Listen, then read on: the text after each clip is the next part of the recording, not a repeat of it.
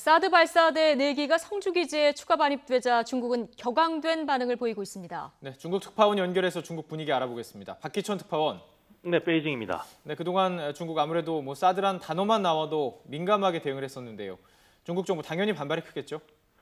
네, 사드 배치에 대한 중국 정부의 입장은 그동안 한 번도 변한 적이 없습니다. 사드가 이슈로 부각될 때마다 중국 정부는 앵무새처럼 똑같은 말을 되풀이하고 있는데요. 어제 외교부 정례 브리핑에서도 관련 언급이 있었습니다.耿수왕 대변인이 브리핑을 했는데요. 사드의 한국 배치에 대한 중국 측의 입장은 일관되고 명확하다며 관련 행동에 엄중한 우려를 표명한다고 말했습니다. 사드 설비를 즉각 철수하라는 주장입니다. 중국의 논리는 이렇습니다.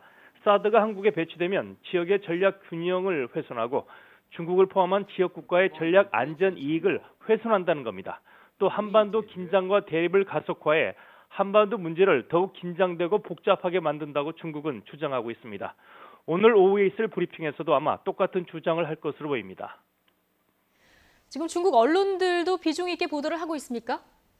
네, 중국 언론들도 관련 뉴스를 속보로 전하고 있습니다. 중국 관영 CCTV는 이른 아침부터 사드 발사대 추가 배치 소식을 보도하고 있는데요.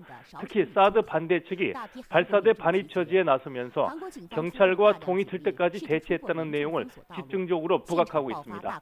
공산당 기관지 인민일보 자매이제인 환구시보도 사설을 통해 사드가 북핵과 같이 지역 안정을 해치는 악성 종양이 될 것이라며 강력히 비난했습니다.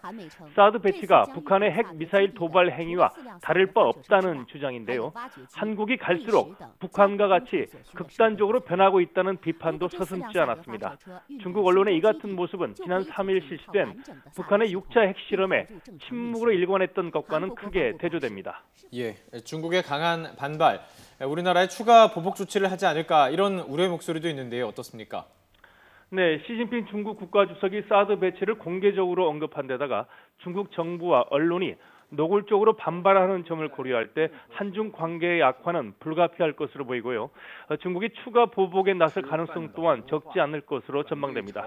그렇게 될 경우 그동안 사드 보복으로 가뜩이나 힘들었던 롯데와 현대자동차 같은 우리 기업들의 어려움도 더 커질 것으로 우려됩니다. 또 북한의 핵과 미사일 도발에 대한 중국과의 공조 체제에도 균열이 생길 가능성이 크다는 분석입니다. 지금까지 베이징에서 YTN 박기천입니다.